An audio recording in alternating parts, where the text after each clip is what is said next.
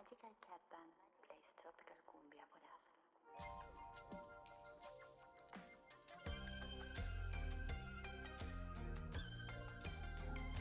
So it's a rainy afternoon here in the Amazon rainforest. I am in Ecuador, Amazing. and my conversation today is with Josué Campos. Hola, Josué. Hola. Welcome to my podcast. Thank you. Gracias. Yeah. Do you speak Spanish? Very little, Very little. but I can read it and sing it.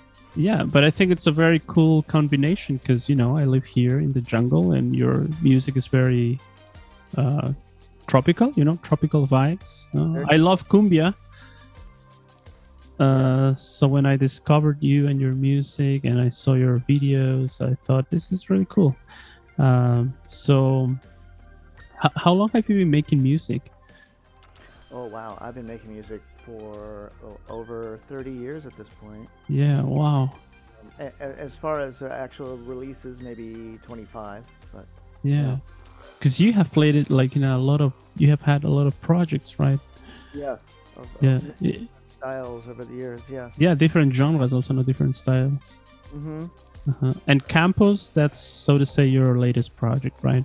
That's one of my more recent ones, yeah. Cumbia, or psychedelic original sounds. Psychedelic cumbia, absolutely, and I love it. So when did you, or what was your first taste of cumbia music? When did it all start with cumbia? I would say probably Vallenato Mhm. would be the first time I heard cumbias, Uh-huh. that style in that region, and it was probably I worked for right after college. I worked for Hohner, which is a company that makes accordions and harmonicas. Yeah, I know. German company, but they have a distribution area in my hometown, which is Virginia. Mhm. I think through that I was repairing accordions, and a lot of those Hohner, like the Corona Dos and the Corona Tres, what do you call them? Models, accordion models I would work on, and through that I got to meet musicians and players, and that was the beginning. But I wasn't even thinking about playing it. I was like, I love this music, but I'm from Virginia, that's not what we do in Virginia, so I wasn't even thinking that way yet. That came later. That's really cool. And how many instruments do you play? Because I saw you play a lot of instruments, right? I do over the years. I mean, my training is piano, classical. So anything with a keyboard, I'm pretty good at. And then I picked up accordion a little later. But I play a little bit of guitar and bass and some percussion and different things over the years. I would say what I do the best though is probably accordion and piano. That's accordion. Have the most training on. And when did you start shooting all those crazy psychedelic videos? Because that was actually how I found you. I think it was on Instagram, and I saw this video with very psychedelic sounds, and I think this is so cool. I haven't heard anything like this in a long time. I mean, that's all recent. That's all during lockdown when we were all stuck in our our rooms and being able to play. And so it was just sort of like a lot of artists, we have come up with whatever. Desperation is inspiration, right? So I started making videos and performing in front of green screen live. And it's a green screen, huh? That's what I wanted to, because I also like making videos and stuff, and I was wondering how do you make all those crazy effects. I learned all that. I had no idea. I'm still learning. I'm still not great at it, but it's a fun journey. Yeah, nice. And that's your little home studio. I'm checking your Instagram photos right now. That's right. Instagram posts. That's where I'm talking to you from. Is How many synthesizers? Can we talk about your instruments, like synths and stuff? I like that we're just going through all my gear. I love. Oh yeah. I love talking about those details. The geeky details of making music. Well, the primary instrument for this style of cumbia, the psychedelic that I do, is Electrovox. It was made by Hohner. The Electrovox.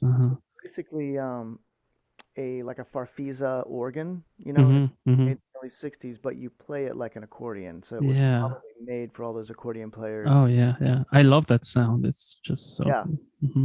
So that was the beginning of at least this journey with the cumbia, Uh-huh. and and from there I have, let's see, I have a, bass station Novation, which is like a little 2 octave monophonic synth Uh-huh. that I use a Uh-huh. lot live and in the studio. I have a Dave Smith Instruments, which was Hmm. sequential circuits back in the 70s. So I have two of their monophonic modules, the Dave Smith monophonic synthesizers. Let's see, what else do I have? Hmm. I just during the pandemic got a little into the modular world Hmm. of modular synths, but I'm still like not a whole lot of the recordings have that yet. That'll be the next adventure. All right. Okay. All I right. have a few of these. They started making these. What's the company? Behringer started making some of the like a more affordable versions of these modular synths. Hmm. I have one that's similar to the classic Moog, the Mini Moog. I have one that's kind of close to the what was that called? The Wasp. It's kind of a weird synth from the 70s. A lot of those Hmm. British post-punk bands used it. Oh, what Yeah, was the name of it again? The Wasp. the WASP. Wasp. Oh. I forgot the name of the company that made it originally, but Behringer reissued it, and Uh-huh. yeah, for fun to mess around with. And then what else did I get kind of recently? I'm blanking on. Oh, Cat. It was another one of these obscure companies from the 70s, CAT, Cat, Cat. which is sort of a duophonic modular synth. And Uh-huh. all those are kind of new. So I would say most of the sounds you're hearing are the Novation and the Dave Smith. And and I can't forget, their Yamaha has put out this amazing little reissue called the Reface, Uh-huh.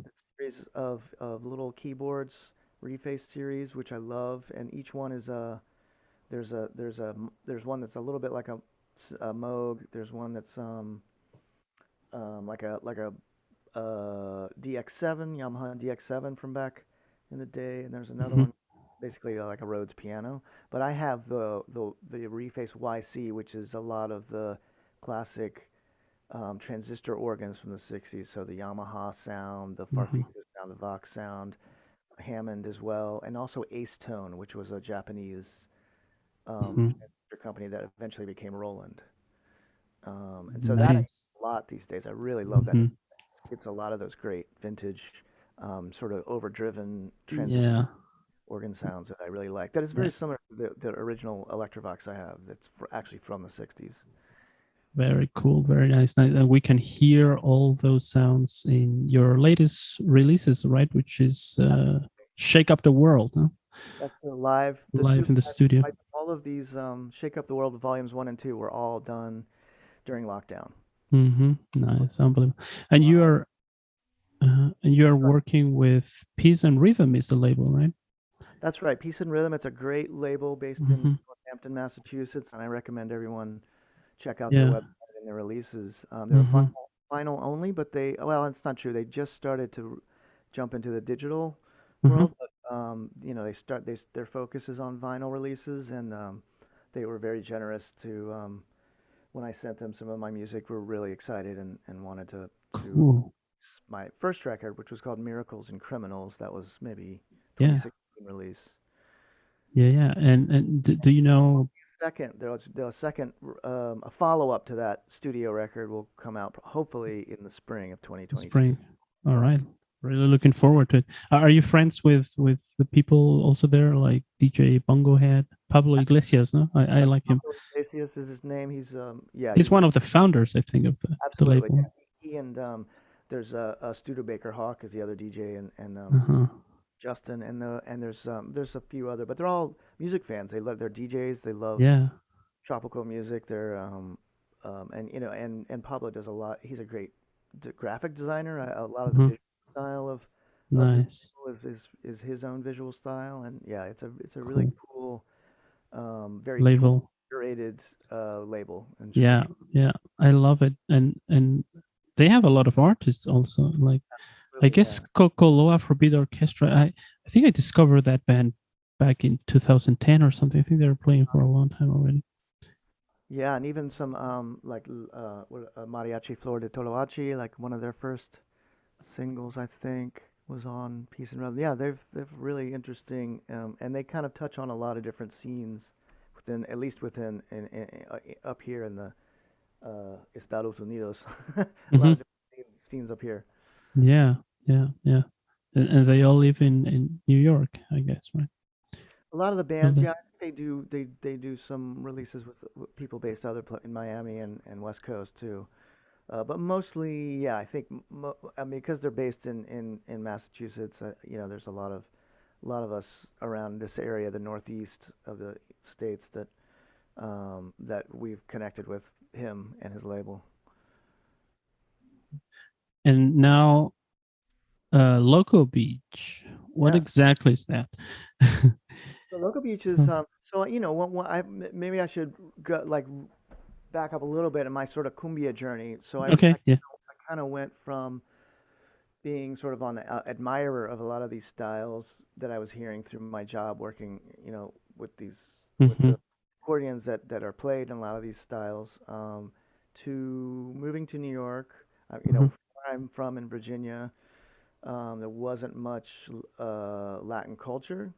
Hmm. And there was some friends of mine that had a really great salsa band, but there wasn't a real community like there was in New York. Hmm. So when I moved to New York, that was really when I kind of really started to get educated on with from learning from Latino musicians from Hmm. Hmm. Mexico, Colombia, and around 2007 or so, these two owners of a really great club here in Brooklyn, New York, called Barbez. Hmm. Um, and they're French. They're both from Paris, but they're huge, what we like to call Latino when it comes to Yeah. really knew a lot of Uh-huh. different styles in South America. And I think Nice. the way the story goes is Olivier Conan, who's one of the owners and the singer and cuatro player in Chicha Libre, was somewhere in Lima and heard this amazing music in the taxi he was in, and he asked, the driver, like, "What? I've never heard this. How do I not know about this music?" Hmm. And it was, of course, it was probably like Waneko Isu Combo or one of these classic chicha bands, Hmm.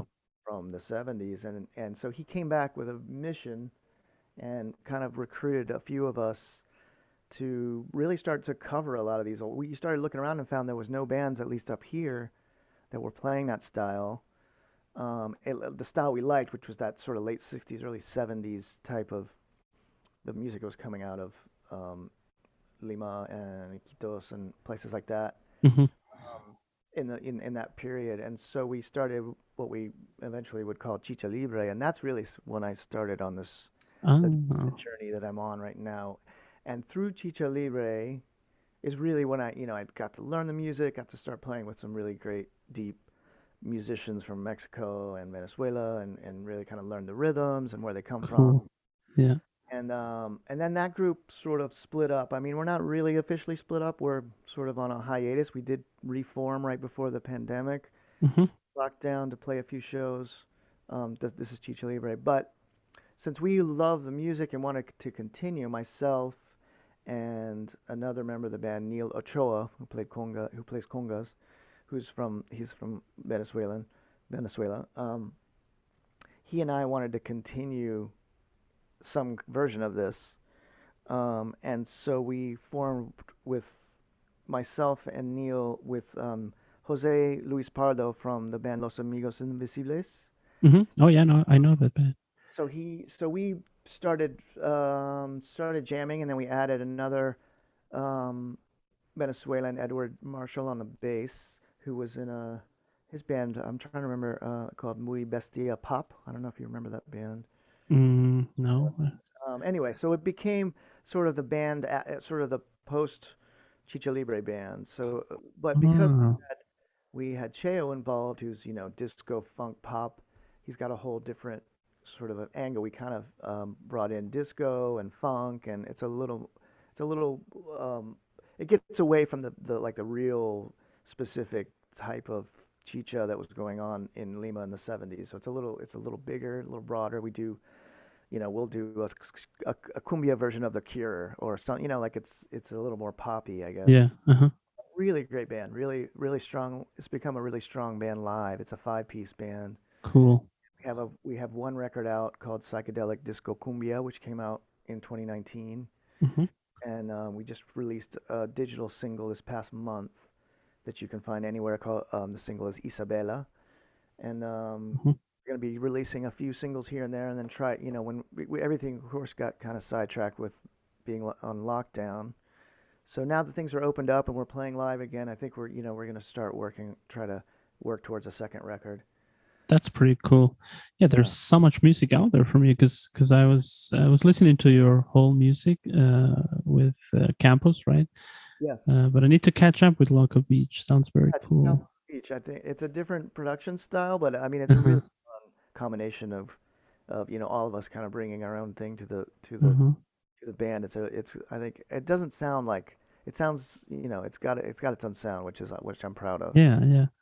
Yeah, I'm also curious because you mentioned this with one of the members of Los Amigos Invisibles. I remember that band from back in the day. Yeah, Yeah. they were big. Yeah, they were big. Yeah, right. In the late 90s, maybe. Yeah. Late 90s, early 2000s, Yeah, I yeah. remember. Yeah, I remember them also NTV and stuff like that. Uh-huh. Very cool. So, what's coming up next? What are you up to? Oh, let's see what's coming. Well, I think I mentioned I'm just finished this second studio record for Compos, Mm-hmm. which hopefully Second will come studio. out in spring. Um, and yeah, Loco Beach. Now that we're back and playing out regularly, I think we're developing some new tunes. So, but there'll definitely be within the next month or two a Loco Beach single coming out for sure. So keep an eye on for that. Cool. We haven't quite nailed down when we're gonna do it, when we're gonna release it, but it'll happen within the next few months. And let's see what else. Cumbia wise, I mean, I of course would love. It's just a little hard to travel internationally at this point. Yeah. Yeah. These projects, but I would love to. That I mean, we definitely have some ambition with Logo Beach and and Campos as well to play to try to get down to South America, Central America. Sure. Play. Have you traveled here around here, South America? I've only as Chicha Libre. I played in Colombia many times, Mm-hmm. Argentina, Chile, Oh, so you've been to Colombia. Mexico. Yeah. Um, and but these newer projects. I mean, obviously, the pandemic has sort of sidetracked a lot of that stuff. So there were some plans to try to get some South American gigs, and yeah, obviously that we'll have to start over with that process. But we definitely want to get it out to as many people as we can at both projects. Mm-hmm. Sounds amazing. And you also have another project, Westwork. Are you Oh, still doing all the research. which is totally different? It's very different, yeah. And so my other, I mean, like mentioned at the beginning, I've kind of moved around a lot of different genres over the years. yeah. It's almost it's a bad habit. Like, I just so I get very passionate about it. Why am I not playing that music? And it's like Yeah. down that rabbit hole. Um, Yeah. um, because I'm from Virginia, country music is very big where I'm from. Yeah. Kind of part of my whole background and heritage. I have family Yeah. going back, living in the mountains, and where a lot of country and bluegrass music comes from. Mm-hmm. And so this is a kind of return to that. I had been in bands prior to moving to New York in country bands and like to write and sing country music, Mm-hmm. or Americana sometimes it's called. Yeah. And so this is yeah. So I've put together a really fun quartet to play some of my country music Americana songs. Cool. And yeah, so totally different, but not at the same time, there are a lot of similarities. It's like working class. It's a lot about, stories of struggle and, heartbreak. And I think those are pretty similar. Those are pretty universal themes. Yeah, that you also played on campus, for example. In Yeah. terms of genre, like I remember we used to do, in Chicha Libre, I used to do the song El Borachito, which is, such a Yeah. just translate it into a country song, it would no one would even notice. It's such a Oh, really? Cool. Yeah, I like the names of your songs. Also, some of them are pretty cool. yeah. El Capitalista 72, 72. Yeah. I really like. You even have one with a German name, no? Deutsche Klave, die Oh yeah. Klave. I think Yeah. well, some of my little my little what would you call them, postmodern experiments. I like to think, what if Kraftwerk had been hanging out in Oh, Savannah, and like yeah. That's a really cool thought. Yeah, I mean, I'm also a huge like a fan of thought Kraftwerk. I have another tune like that. That's like, if you listen to it, it's Trans Europe Express. Uh-huh. Like, what if they were hanging out in Yeah. Vallenato or whatever, and that's kind of that was the premise of some of those tunes. Yeah, cool. Yeah, Miracles and Criminals is also very cool. I also like La Muerte Verde is also pretty cool. Pretty nice track. Thank you. Yeah, you have so many songs. So Yeah, I'm prolific. yeah, Well, this cool. this lockdown is made, that's all we had to do. So there's also that. Yeah, Um, that's very cool. You're doing something creative. Writing and then record a video, and that's how you found me, really. Yeah, and did you also start posting a lot during this time? Are you new to Instagram, or were you always kind of on social media and stuff? I was always, but I'm not certainly not posting like I was. I mean, I'm even right now, I'm not posting like I was 6 months ago. Yeah. Just because now I'm actually out playing shows out in the world. Things, at least in New York, have opened up a little bit for musicians. So we're out. I Mhm. was this last weekend. I was in Kansas City playing for an Oktoberfest, playing polka music for an Oktoberfest. Cool. So, which is great because that means we're working, but it means less time I can, to do these posts. But I'll definitely continue to do them. It's really fun to do. Yeah, yeah. I enjoy your videos absolutely. You should. Do you mind? Would you like to play something now, maybe, so we can end the show? Sure. I mean, on your end, you gonna play something, or Yeah, yeah, you want me to play something? yeah. If you want to play something, yeah, before we end the show today. Oh, I see. You mean like play? Are you all set up? I don't know, some accordion or I anything. could grab my accordion and just play a little bit. Yeah, If you that would be great. Yeah, hear that, yeah. I love the accordion. We take can a listen to. second. And did you? I had one more question before we go. Okay, I'm back with my accordion. Okay, cool. Did you actually have any psychedelic experiences when you were in Colombia, for example? Oh, you mean like ayahuasca or something? Yeah. Did you take any of those? Have not done the ayahuasca ceremony. I mean, I've certainly dabbled in the Uh-huh. other psychedelics like mushrooms Yeah. and LSD and things like that. Mhm. So I am familiar with the experience, but I've never had the real, the ayahuasca experience, which I'd love to at some point. But yeah, it's certainly a big part. I mean, psychedelic music and just the whole sort of mind expanding thing is such a great vehicle for creativity. I know it sounds kind of vague, but Yeah. just as someone who grew up with Pink Floyd and Yeah. Yeah. listening Did to you grow up listening to that kind of music, absolutely, Pink yeah, Floyd and stuff? Yeah. that stuff, and Yeah.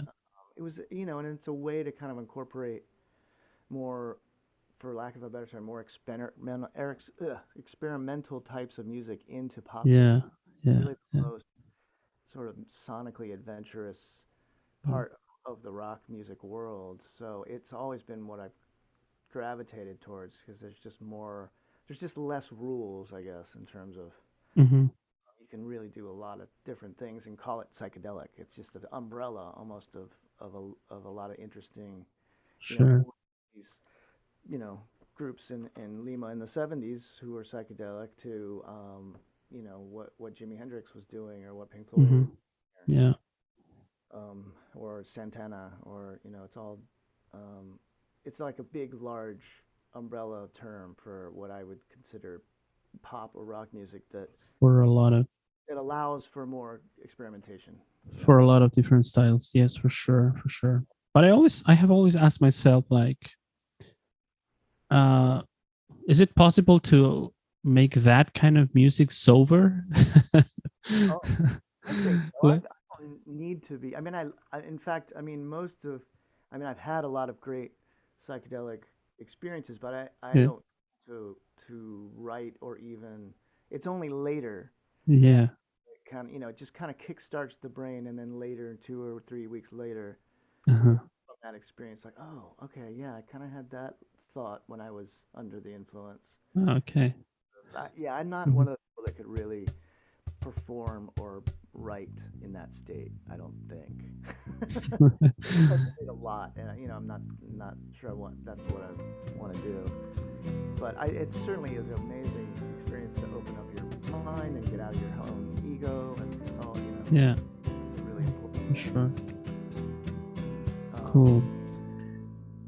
Okay, Yeah. should I continue? All right. Yeah. Yeah. Everybody go and check out Campos on Instagram, Joshua Camp. Thank you very much for being on the show. Absolutely. And yeah, it was fun. And now let's hear some accordion. I love it. This is Cumbia del Zapatero. Cumbia del Zapatero. All right.